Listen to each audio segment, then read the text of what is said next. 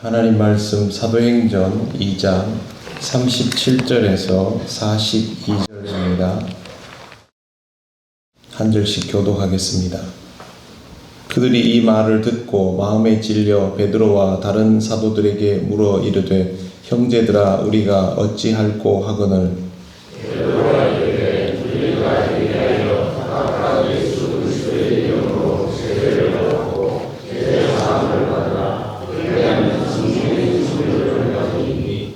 이 약속은 너희와 너희 자녀와 모든 먼데 사람 곧 주 우리 하나님이 얼마든지 부르시는 자들에게 하신 것이라 하고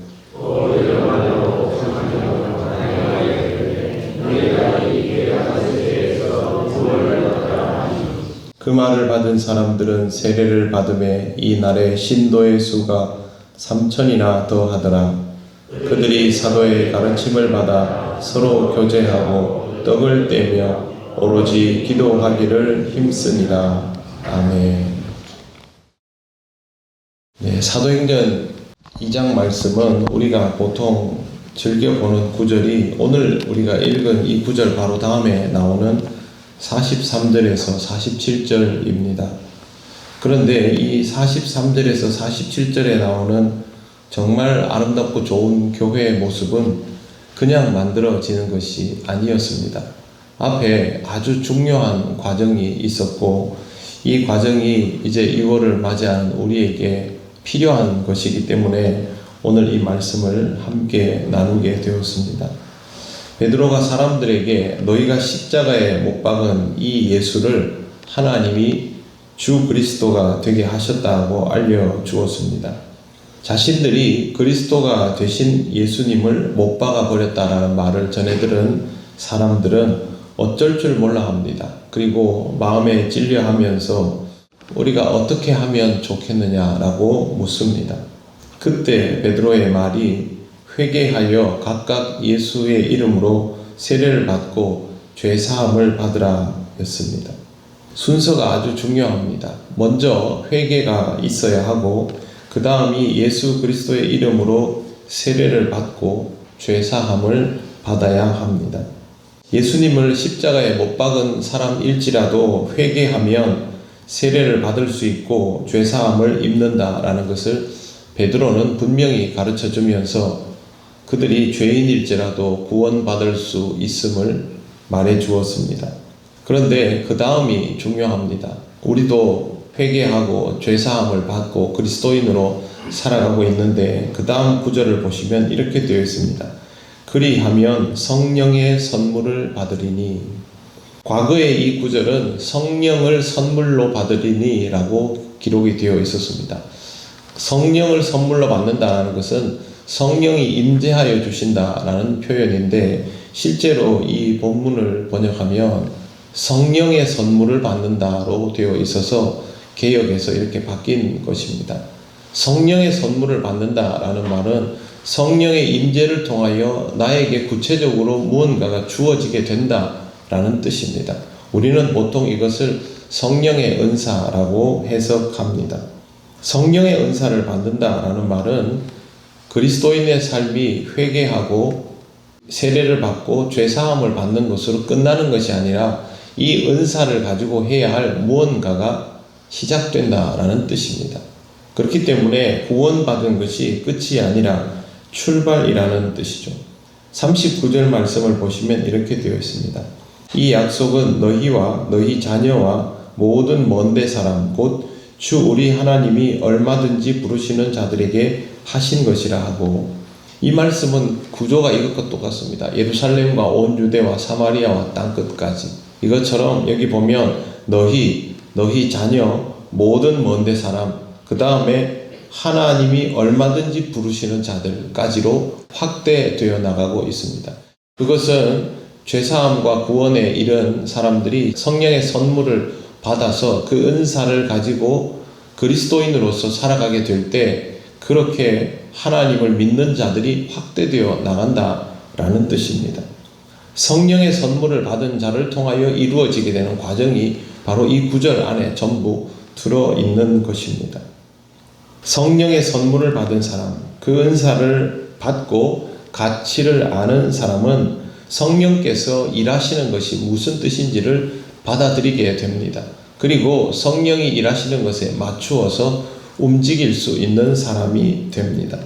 신앙생활을 할 때 하나님의 영광을 위해서 무언가를 해보려고 해도 잘 안 되는 경우들이 많습니다. 그러나 그 사람에게서 실제로 성령의 임재하심이 이루어지고 성령께서 그에게 무언가를 선물로 주셨다면 그 사람은 그것을 사용하게 되어 있습니다. 초대교회의 역사는 바로 이렇게 일어났던 것입니다. 회개함으로 세례를 받고 죄사함을 받은 자, 바로 우리를 뜻합니다. 당연히 우리에게 성령의 임재가 이루어지고 있습니다. 그 말은 우리에게도 성령의 선물이 주어져 있다라는 뜻입니다. 먼저 우리는 성령의 임재 가운데 있는 삶이 될 수 있도록 그렇게 살아가야 합니다. 그리고 성령의 임재가 이루어지는 것을 통하여 하나님께서 나에게 무엇을 채우시는지를 보아야 합니다. 우리에게는 각기 받은 은사들이 있습니다. 그 은사가 무엇인지를 모르고 살아간다면 그것을 사용할 줄도 모르게 될 것입니다. 최근에 제가 얼마 전에 굉장히 키가 큰 사람이 야구공을 던지는 걸 봤습니다. 시속 150km 정도를 던지더라고요. 그래서 놀래서 봤더니 야구 선수가 아니었습니다. 그 좋은 키에 그런 신체 조건에 그 정도의 구속을 가지고 있는 사람인 것을 자기 자신도 몰랐습니다. 어느 날 공을 한번 던져보고 그렇게 던지면서 자기가 이쪽에 소질이 좀 있구나라는 걸 알고 야구가 좀 하고 싶어서 부산 지역을 돌아다니면서 그 전직 야구 선수들이 하고 있는 그 야구 스쿨 같은 것을 6개월을 다녔는데 6개월 만에 공이 150km가 된 겁니다. 그래서 요즘은 텔레비전에도 나오고 아마 곧 프로로 진출을 하게 될 것 같습니다. 야구를 좋아하지 않았다면 자신에게 그런 재능이 있었다는 것조차도 몰랐을 사람입니다. 여러분, 신앙생활에서 우리가 어떤 일을 할 수 있는 사람인가를 모른 채로 일평생을 살아간다면 그건 정말로 안타까운 일입니다. 하나님은 우리를 얼마나 안타깝게 여기시겠습니까? 그래서 여러분의 삶 속에서 성령의 선물이 무엇인지를 발견해가는 과정이 꼭 필요한 것입니다. 우리는 성령 강림절을 지나는 시간에 있습니다. 제가 지난주에 말씀드린 것처럼 우리 그리스도인의 1년의 시간 중에 가장 긴 기간이 바로 이 성령 강림절이라고 말씀을 드렸습니다. 그렇다면 우리들에게 있어서 실질적인 신앙훈련의 시간은 바로 지금입니다. 별다른 일이 없어지는, 사실은 교회에서 연초는 굉장히 분주합니다. 그러나 부활절이 지나고 5월 가정의 달이 넘어가고 나면 사실 교회에서 빈번한 행사들은 그리 많지 않습니다. 한국 교회의 특징이기도 합니다. 해야 할 일이 있으면 후딱후딱 해치우고 그 다음부터는 좀 안정적인 과정을 가자, 좋습니다. 그러나 그 과정에서 우리가 정말로 해야 할 것은 이때가 바로 나의 신앙이 어떤 상태인지, 내가 어떻게 하면 성령의 임재하신 가운데 내면적인 성숙함을 이루어갈 수 있는지, 그 가운데에 성령께서 내게 주신 선물이 무엇인지, 이 선물을 나는 얼마나 활용하며 살아가고 있는지, 그래서 나와 내 가족과 내 곁에 있는 사람들, 더 먼 데 있는 사람들에게 복음을 전해 나가고 있는지, 이런 부분들이 바로 이 성령 강림절의 기간 동안 채워져야 하는 부분입니다. 이러한 영역들이 채워져야 새로운 변화가 일어나는데, 오늘 말씀을 보십시오. 40절에 보시면 또 여러 말로 확정하며 권하여 이르되 너희가 이 패역한 세대에서 구원을 받으라 하니, 아직 이 사람들은 구원받지 못한 사람들 아닙니까? 지금부터 그렇게 돼야 된다라고 말을 하니까 41절, 그 말을 받은 사람들은 세례를 받음에 이날에 신도의 수가 3,000이나 더하더라. 그들이 이런 길을 가야 함을 인정하고 모두 세례를 받았습니다. 무려 3,000명이나. 예수님께서 현재 하시는 순간도 아니었습니다. 주께서 영으로 임하셔서 제자들에게 함께 하시고 제자들을 통해서 말씀이 전해지는 자리에서 3,000명의 결신자가 나왔던 것입니다. 그럼 그 다음에 보십시오. 그들이 사도의 가르침을 받아 서로 교제하고 떡을 떼며 오로지 기도하기를 힘쓰니라. 가르침을 받고 성도의 교제를 하고 떡을 떼고 식탁 공동체가 되었죠. 그리고 기도에 힘썼습니다. 그러자 43절에 보시면 사람마다 두려워하는데 사도들로 말미암아 기사와 표적이 나타나고 그 다음에 우리가 늘 읽었던 초대교회의 아름다운 모습이 드러나는 것입니다. 이렇게 해야 과정이 제대로 맞습니다. 하루아침에 아름다운 교회, 건강한 교회, 복음을 전하는 교회, 하나님 나라를 이루어가는 교회는 만들어지는 것이 아닙니다.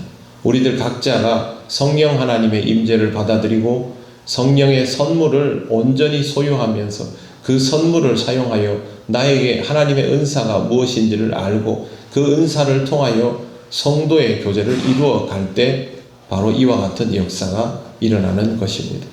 저와 여러분은 우리 교회를 통하여 일하시는 하나님의 역사를 보고 있습니다. 하나님은 우리와 함께 하십니다. 우리를 통하여 무언가를 구현하시고 있습니다. 그렇다면 여러분에게 임하시는 성령님의 선물을 잘 소유하시고 그 선물을 가지고 더욱더 신앙적으로 구현되어가는 신앙의 삶을 살아가시기를 바랍니다. 6월 한 달이 하나님 앞에서 여러분의 내면적인 성장이 이루어지는 귀하고 복된 달이 되시기를 바랍니다. 기도드리겠습니다. 하나님 감사합니다. 우리를 통하여 일하시기 위해서 우리에게 임재하여 주시고 우리에게 은사를 주셔서 그 은사를 먼저 보게 하심을 감사합니다. 세상적으로 분주함이 많을지라도 그리스도인이라는 사실을 잊지 않고 살아가게 하시고 또 이러한 모든 과정들이 영적인 성장으로 이어지게 하옵소서. 사도행전에 나오는 이 아름다운 모습이 우리들의 모습이기를 원하며 6월 한 달도 하나님 앞에서 최선을 다하여 경주하는 우리가 되기를 원하오니 성령님 우리를 지키시고 인도하여 주옵소서. 예수님 이름으로 기도드립니다. 아멘. 우리 6월 기도 제목 같이 보시겠습니다. 이 제목 읽고 함께 한 마음으로 기도하고 6월을 시작하고자 합니다. 같이 읽겠습니다. 시작. 삼위일체이신 하나님을 알고 주를 본받아 우리가 서로 사랑하여 하나 되게 하시고 협력하여 하나님의 나라를 이루어 가게 하소서. 나라와 민족을 지키기 위해 희생하고 헌신하신 믿음의 선배들을 기억하게 하시고 하나님의 말씀과 은혜로 더욱 든든히 세워져 가게 하소서. 마리아 여전도회를 사랑하여 주시고 몸과 마음을 건강하게 하셔서 교회를 잘 돌보게 하시고 복음을 전하는 하나님의 일꾼이 되게 하시며 가정마다 하나님의 은혜가 충만하게 하소서. 한 해의 절반을 인도해 주신 하나님께 감사드립니다. 남은 시간도 성령님의 위로와 격려를 힘입어 주님의 뜻을 이루게 도와주시옵소서. 아멘. 다 같이 기도드리겠습니다. 걸어가신 하나님 아버지, 하나님의 은혜를 감사합니다. 하나님의 임재가 우리 가운데 삼위일체의 역사로 이루어지는 것을 우리가 다 헤아리지 못하지만 그러나 성부, 성자, 성령 하나님의 일하심이 우리의 삶 속에 날마다 경험되게 하시고 하나님을 온전히 바라며 살아가는 신앙의 삶이 되게 하여 주옵소서. 하나님 아버지, 우리가 무엇보다 함께 신앙으로 살아갈 수 있는 아름다운 공동체가 되기를 원합니다. 서로 모일 때마다 사랑하며 흩어질 때마다 위하여 기도하고 항상 주의 일을 위하여 함께 힘쓰는 공동체가 되게 하셔서 하나님 나라를 이루어가는 아름다운 삶이 있도록 인도하여 주옵소서. 나라와 민족을 위하여 하나님께서 주신 그 신앙을 통하여 하나님께 영광을 돌리며 지켜나간 삶을 아버지 하나님 앞으로의 시간에도 우리가 잘 본받아서 살아나갈 수 있기를 원합니다. 우리 믿음의 선진들의 삶을 기억하게 하시고 하나님께 더욱 영광을 돌리는 삶으로 이 나라 이 시대를 위하여 기도하고 힘쓰는 우리들이 될 수 있도록 인도하여 주시옵소서. 마리아 여전도회를 지켜주시고 하나님께서 이들을 통하여 주의 몸된 교회를 돌보게 하실 때마다 주님의 몸된 교회가 강건하여지게 하시고 복음을 전하는 하나님의 일꾼으로 또 가정을 믿음으로 지켜나가는 귀한 여종들로 자리매김되게 인도하여 주셔서 그들의 기도하고 바라는 모든 것들이 아버지의 뜻 안에 이루어지는 은혜가 있게 하여 주옵소서. 하나님 아버지, 지난 6개월 동안 모든 시간을 지켜주심을 감사합니다. 남아있는 시간도 언제나 주님과 함께 동행하게 하시고 한결같은 마음으로 신앙적 삶을 살아갈 수 있도록 인도하여 주시옵소서. 우리 통영교회에 속한 모든 성도들이 주님의 이름으로 살아가는 걸 기쁘게 여기게 하시고 새로운 하반기를 잘 준비할 수 있는 이 6월이 되도록 하나님 아버지 인도하여 주시옵소서. 하나님 감사합니다. 이 땅을 살아가는 우리가 삼위일체 하나님을 온전히 느끼지 못할 때가 너무도 많사오나 성부, 성자, 성령 하나님께서 우리에게 영으로 임하여 주실 때 그 모든 순간들이 우리에게 경험되고 깨달아짐을 알게 하여 주시기를 원합니다. 믿음으로 반응하게 하셔서 믿음으로 살게 하시고 그렇게 함께 살아감을 통하여 아름다운 하나님 나라를 이 땅에서 이루어가는 우리 통영교회가 되게 하여 주시옵소서. 믿음의 선진들이 하나님 목숨을 걸고 이 나라를 지키고 교회를 지키며 형제들을 지켰던 것을 기억합니다.